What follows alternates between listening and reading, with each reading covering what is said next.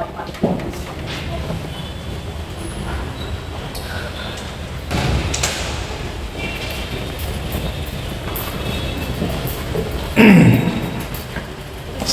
pagi. Kamu mau duluan bisa duluan ini? Halo. Ya. Pagi semua, pagi. Pagi.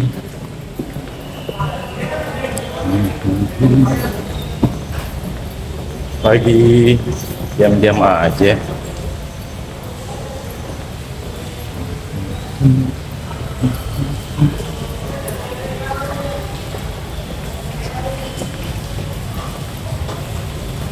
Pagi, Cornel.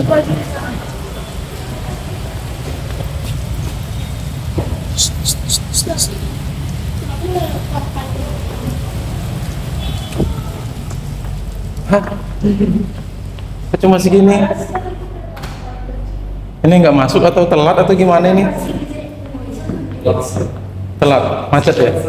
Macet ya?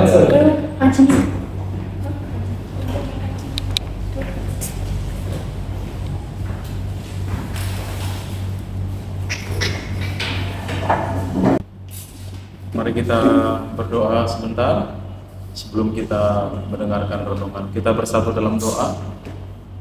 Kita berdoa. Bapa yang di surga, Bapa yang baik, terima kasih untuk kebaikan Tuhan dalam hidup kami. Terima kasih untuk hari yang baru dan kesempatan yang baru yang Tuhan berikan.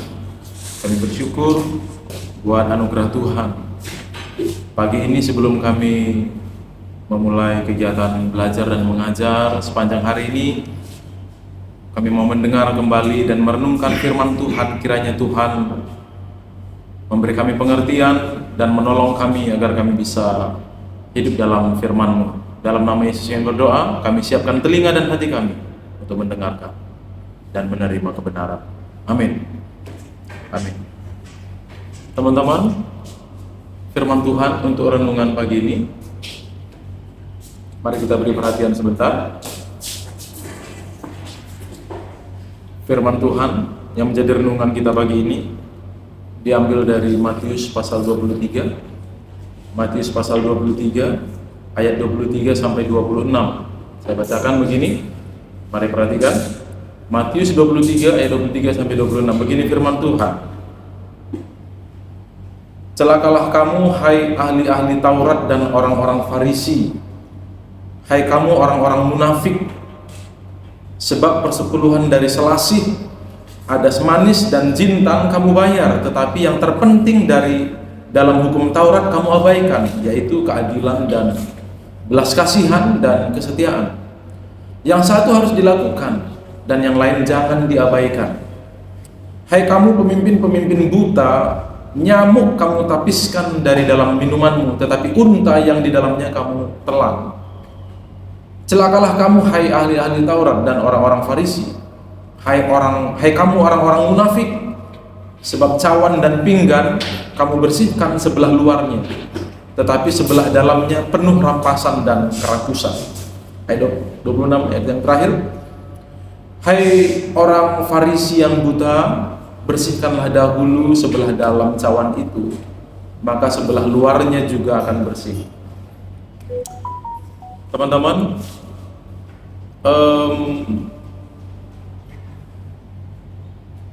di sekitar kita banyak orang yang anti dengan istilah atau sebutan orang Farisi atau ahli Taurat ya. Seringkali gelar ini atau jabatan ini atau predikat ini menjadi sindiran bagi orang-orang yang cukup strict dengan ajaran agama, tapi menjadi munafik. Teman-teman perhatikan, Tuhan tidak membenci orang Farisi atau ahli Taurat, ya. Tapi Tuhan membenci kemunafikan mereka.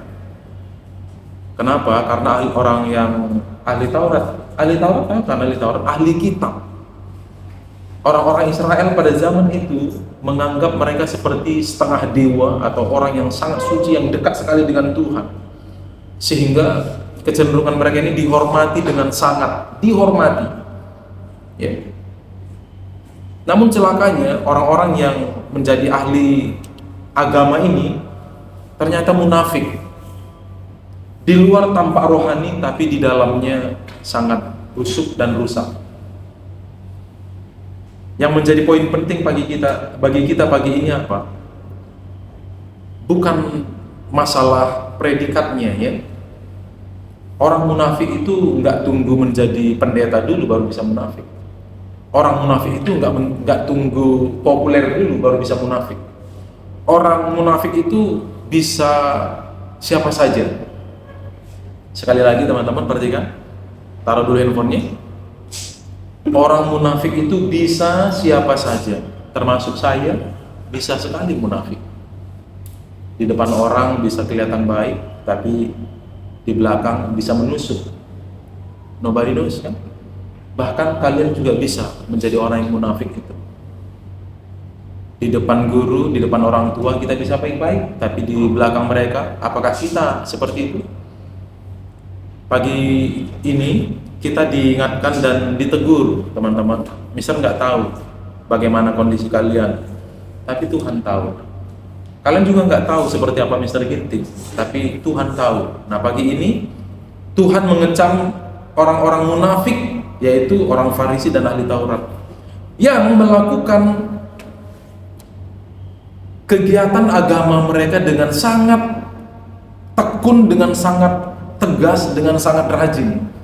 Tapi mereka mengabaikan apa tadi dikatakan, keadilan, belas kasihan, dan kesetiaan. Mari kita menghindari kemunafikan ini, ya. Kita harus tampil sebagai orang yang tulus, tulus sama orang tua, tulus sama teman, tulus sama guru, tulus sama siapapun, ya. Kita harus menghindarkan diri dari kemunafikan, karena tidak ada berkat Tuhan bagi orang yang munafik. Kenapa tidak ada berkat Tuhan? Karena orang munafik itu palsu. Baik tapi palsu. Tampak doang baik, kelihatan doang baik.